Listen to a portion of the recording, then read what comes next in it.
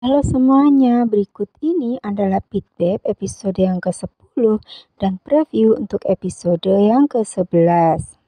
Hari itu Pep memaksa untuk ikut pertandingan, padahal kondisinya kurang sehat. Pada saat itu dia sempat berdebat dengan Charlie, tetapi Charlie tidak bisa berbuat apapun. Charlie hanya takut kalau rencananya bersama Jeff akan gagal. Berikutnya, akhirnya pertandingan segera dimulai.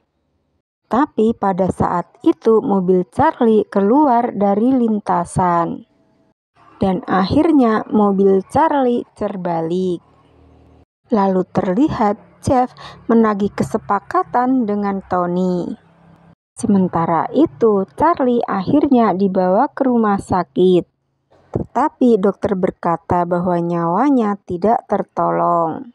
Lalu terlihat Kenta melihat apa yang terjadi. Kemudian dia melaporkannya kepada Tony. Tony justru terlihat marah karena Charlie yang bisa dijual dengan harga tinggi akhirnya meninggal. Sementara itu Beb yang pingsan akhirnya dibawa pulang. Pada saat itu kekuatannya telah kembali. Lihat hal itu, Beb hanya bisa menangis.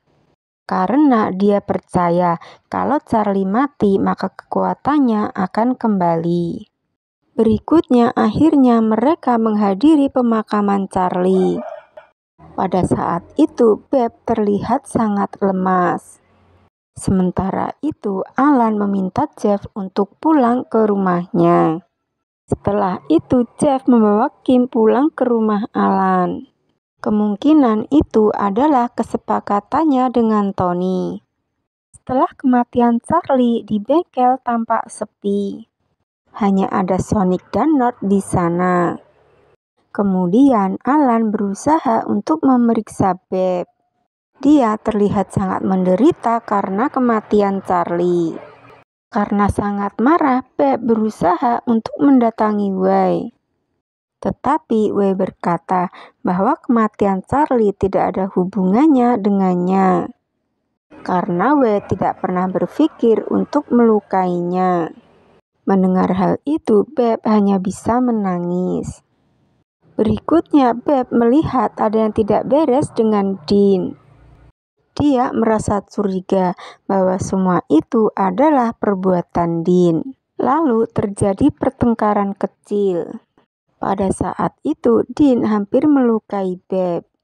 Beruntunglah Alan segera datang dan meminta Sonic untuk melaporkannya ke polisi. Berikut ini adalah preview untuk episode yang ke-11. Sonic dan Nord akhirnya menyadari kalau Alan dan juga Jeff saling menyukai. Dan sepertinya hubungan mereka semakin baik. Berikutnya, Tuan Pete akhirnya memiliki daftar nama anak yang akan dijual kepada konglomerat. Tetapi sepertinya Tony sulit ditangkap. Hanya dengan tuduhan perdagangan manusia. Lalu sepertinya Kenta akan berbalik untuk memusuhi Tony dan mendukung Pete. Berikutnya terlihat sepertinya Charlie masih hidup.